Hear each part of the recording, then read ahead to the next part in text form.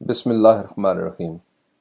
آج کی کہانی حضرت ہود علیہ السلام لے کر شمس بھٹی آپ کی خدمت میں حاضر ہے۔ یہ کہانی ابن القثیر الدمشقی کی کتاب قصص الانبیاء سے ماخوذ ہے۔ اپنی آراء سے ضرور آگاہ کیجیے گا۔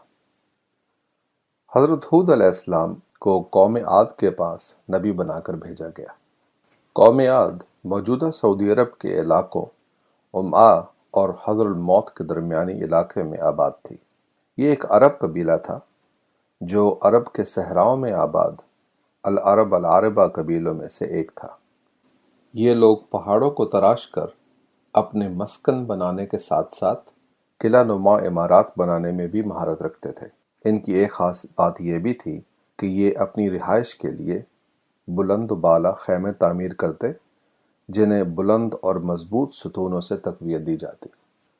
قوم عاد طوفان نوح کے بعد پہلی قوم تھی جنہوں نے بت پرستی کی ابتدا کی۔ وہ 3 بتوں کی پوجا کیا کرتے تھے جن کے نام سمد، سمود اور ہور تھے۔ جب شرک اور گناہ حد سے بڑھے تو اللہ تعالیٰ نے اپنے کرم سے اسی قبیلے سے حضرت ہود علیہ السلام کو نبی بنا کر بھیجا تاکہ آپ اللہ کے حکم سے انہیں توحید کی دعوت دیں اور صراط المستقیم پر چلنے کی ہدایت فرمائیں۔ ایک روایت کے مطابق حضرت ہود علیہ السلام سے عربی زبان کی ابتدا ہوئی۔ حضرت ہود علیہ السلام نے اپنی قوم کو اللہ تعالیٰ کی وحدانیت پر کامل ایمان کی تبلیغ کی اور انہیں اپنے مشرکانہ اعمال ترک کر کے اللہ کے بتائے ہوئے اطوار زندگی اپنانے کی ہدایت کی۔ لیکن جیسا کہ گناہ گار اقوام کا وتیرہ رہا ہے، قوم عاد کے اکابرین نے بھی اس پیغام حق کو جھٹلایا اور حضرت ہود علیہ السلام پر جھوٹ بولنے کا بہتان باندھا۔ حضرت ہود علیہ السلام نے انہیں ان سے پہلے آنے والے باطل اقوام پر آئے اللہ کے عذابوں کی تفاصیل سے بھی آگاہ کیا تاکہ وہ ہدایت پا سکیں، لیکن وہ ٹس سے مس نہ ہوئے۔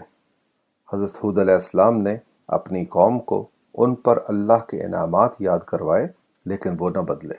اس پر ہٹ دھرمی یہ کہ انہوں نے حضرت ہود علیہ السلام سے کہا کہ اگر وہ سچے ہیں تو جس عذاب سے انہیں ڈرا رہے ہیں وہ جلد لا کر دکھائیں۔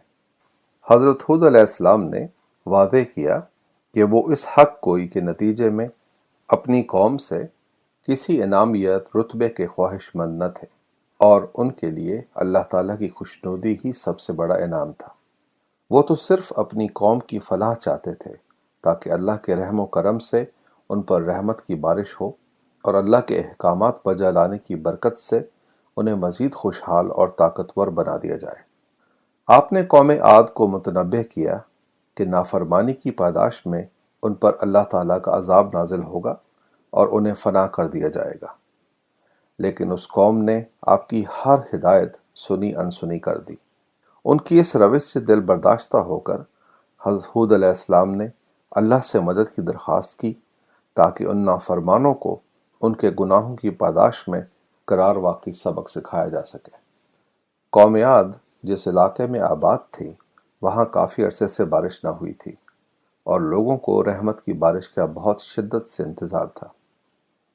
ایک دن انہوں نے مغرب کی طرف سے گہری کالی گھنگھور گھٹاؤں کو امڑتے دیکھا تو ان کو بارش برسانے والے بادل سمجھ کر بہت خوش ہوئے۔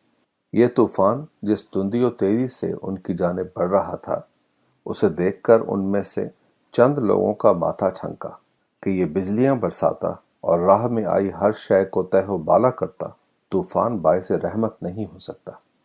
لیکن حقیقت کے ادراک میں اب بہت دیر ہو چکی تھی۔ ہوا کے بے رحم ریلوں نے انہیں آنن فانن آ لیا۔ ہوا کے بگولے اس قدر طاقتور تھے کہ کیا انسان، کیا حیوان اور کیا جمادات سب ہی سوکھے پتوں کی مانند بے بسی کی تصویر بنے ہوا کے بے رحم دھارے میں بہنے لگے۔ ہوا کے گرداب ان گناہ گاروں کو ان کی ہر جائے پناہ سے ایسے اچک لیتے جیسے کھجور کے درخت کو جڑ سے اکھاڑ لیا جائے۔ جب ہوا کے یہ بھنور قوم عاد کے دراز قد باشندوں کو دوبارہ زمین پر پٹکتے تو ایسا لگتا جیسے کھجور کے درختوں کے سوکھے تنے زمین پر بکھیر دیے گئے ہوں۔ یہ طوفان اس قوم پر 7 راتیں اور 8 دن مسلط رہا اور کوئی متنفس نہ بچا۔ اس طرح اللہ کی نافرمان اور مغرور قوم عاد فنا کر دی گئی۔ اے اللہ، اے میرے پروردگار، غلطی کرنا انسان کی فطرت ہے اور رحم کرنا تیری تجلی۔ ہماری غلطیوں اور کوتاہیوں کو معاف فرما دے۔ اے میرے پاک پروردگار، اے میرے رب، ہمیں ہدایت فرما کہ یہ غلطیاں گناہ نہ بن جائیں۔ دنیا کی ہر نعمت تیرے نافرمان کے لیے باعث زحمت بن سکتی ہے۔ ہمیں رحمت اور زحمت کا فرق سمجھنے کی توفیق عطا فرما۔ زندگی میں چھائی گھٹاؤں کو ہمارے لیے رحمت بنا دے، مشکلات کو آسانیوں میں بدل دے۔ ہمیں امتحانوں سے خوش اسلوبی سے نبرد آزما ہونے کی توفیق عطا فرما۔ ہمیں کبھی اپنی ذات، قبیلے یا قوم کے غرور میں مبتلا مت کرنا۔ غرور کے اندھیروں کو ہماری روح کی بصیرت سے دور رکھنا، اور ہمیں شعور عطا فرمانا کہ ہم تیری ذات پر کبھی نہ متزلزل ہونے والے کامل ایمان پر قائم رہیں۔ آمین۔